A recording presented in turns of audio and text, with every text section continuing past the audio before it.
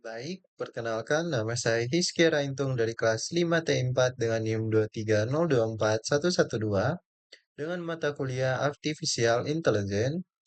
Pada saat ini saya akan mempresentasikan materi mengenai pemodelan dalam MSS, lebih khususnya DSS. Baik, langsung saja untuk pendahuluan. Pemodelan merupakan salah satu komponen paling penting dalam Decision Support System atau DSS. Dengan pemodelan, situasi bisnis yang kompleks dapat disederhanakan dan digambarkan secara terstruktur, sehingga manajer dapat memahami hubungan antara variabel, mengevaluasi berbagai alternatif, dan memprediksi dampak dari keputusan. Model bukan sekedar alat analisis, melainkan juga sarana eksperimen untuk menguji skenario what if tanpa harus menanggung risiko nyata, menjadikannya alat strategis dalam mendukung pengambilan keputusan. Selanjutnya, jenis model dalam ISS, lebih khususnya DSS. Model statistik. Model statistik berfungsi menemukan dan mengukur hubungan antar variabel yang berpengaruh dalam bisnis. Contohnya, analisis regresi dapat digunakan untuk mengetahui pengaruh biaya iklan terhadap volume penjualan. Dalam DSS, model ini biasanya terintegrasi dengan basis data sehingga memudahkan pengguna memanfaatkan data historis untuk memprediksi tren. Analisis korelasi varians dan uji hipotesis menjadi dasar untuk pengambilan keputusan berbasis data yang lebih akurat. Selanjutnya, model finansial. Model finansial membantu manajer dalam merencanakan dan mengendalikan aspek keuangan. Penerapannya mencakup proyeksi arus kas, analisis biaya manfaat, penilaian investasi, hingga penyusunan anggaran. Dengan model ini, manajer dapat menguji skenario seperti pengaruh kenaikan harga bahan baku terhadap margin laba atau menentukan titik impas yang harus dicapai agar perusahaan tetap menguntungkan. Selanjutnya, model optimasi. Model optimasi digunakan untuk menemukan solusi terbaik dari berbagai alternatif. Salah satu teknik yang umum adalah linear programming atau LP yang membantu mengalokasikan sumber daya terbatas untuk mencapai hasil maksimum atau minimum sesuai tujuan. Contohnya, menentukan jadwal produksi yang meminimalkan biaya tanpa mengorbankan permintaan pasar. Model ini sangat penting ketika keputusan melibatkan banyak variabel dan batasan. Selanjutnya, proses pemodelan dalam DSS. Pemodelan dimulai dari identifikasi masalah, memahami budaya organisasi, dan menentukan siapa yang berwenang mengambil keputusan. Selanjutnya, variabel keputusan, hasil, dan faktor lingkungan diidentifikasi. Proses ini dilanjutkan dengan forecasting untuk memperkirakan kondisi masa depan berdasarkan data historis. Model yang dihasilkan dikelola agar bisa digunakan kembali, dimodifikasi, atau diuji ulang dengan cepat sesuai perubahan situasi bisnis.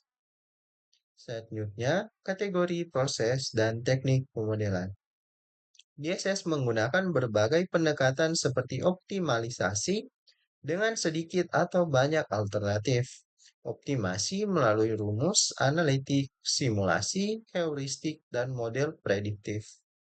Optimalisasi membantu mencari solusi terbaik, sedangkan simulasi digunakan untuk mengeksplorasi berbagai kemungkinan skenario. Heuristik menyediakan solusi cepat yang cukup baik untuk situasi yang mendesak, sedangkan model prediktif membantu memproyeksikan masa depan dengan probabilitas. Selanjutnya, model statis versus dinamis. Model statis memberikan gambaran situasi pada satu titik waktu tertentu. Contoh untuk cocok untuk analisis jangka pendek seperti laporan pendapatan triwulan. Sementara itu, Model dinamis mempertimbangkan perubahan variabel dari waktu ke waktu. Model ini penting untuk perencanaan jangka panjang, seperti proyeksi laba rugi 5 tahun yang memperhitungkan inflasi, harga, dan permintaan. Selanjutnya, kepastian, ketidakpastian, dan risiko. Dalam pengambilan keputusan, tingkat kepastian informasi sangat memengaruhi hasil. Situasi dengan kepastian memungkinkan hasil keputusan diprediksi dengan pasti. Dalam situasi risiko, hasil akhir tidak pasti, namun probabilitasnya dapat diukur sehingga dapat dianalisis menggunakan nilai harapan atau simulasi. Sedangkan dalam ketidakpastian, probabilitas hasil tidak diketahui, sehingga keputusan banyak mengandalkan intuisi dan pengalaman. DSS membantu dengan analisis sensitivitas dan skenario what if untuk memperkecil ketidakpastian. Selanjutnya, representasi grafis model. Model dapat digambarkan secara visual untuk memudahkan pemahaman. Kotak melambangkan variabel keputusan, lingkaran untuk variabel yang tidak dapat dikontrol, dan oval untuk variabel hasil. Hubungan antar variabel digambarkan dengan anak panah yang menunjukkan hubungan pasti atau probabilistik. Representasi grafis ini memudahkan komunikasi antara manajer dan analisis. Tabel keputusan dan pohon keputusan. Tabel keputusan menyajikan alternatif dan kemungkinan hasil dalam bentuk matriks, memudahkan evaluasi sistematis terutama jika jumlah alternatif sedikit. Pohon keputusan menyajikan informasi yang sama dalam bentuk bercabang, cocok untuk keputusan yang bersifat berurutan, sehingga manajer dapat melihat dampak setiap pilihan pada langkah selanjutnya. Pemrograman matematis dan linear programming. Pemrograman matematis membantu mengoptimalkan hasil dengan mempertimbangkan batasan sumber daya. Komponennya mencakup decision, variables, objective function, dan constraints. DSS menggunakan teknik ini untuk memberikan solusi optimal, seperti menentukan jumlah produksi yang memaksimalkan laba tanpa melanggar kapasitas. Selanjutnya, simulasi dan heuristik. Simulasi menirukan perilaku sistem nyata untuk menguji dampak keputusan di bawah kondisi berbeda, baik secara deterministik maupun probabilistik. Heuristik, di sisi lain, memberikan solusi cepat berbasis aturan praktis, ideal untuk masalah kompleks yang memerlukan keputusan segera, meski hasilnya tidak selalu optimal. Kesimpulan, pemodelan merupakan jantung dari DSS yang menghubungkan data, analisis, dan keputusan.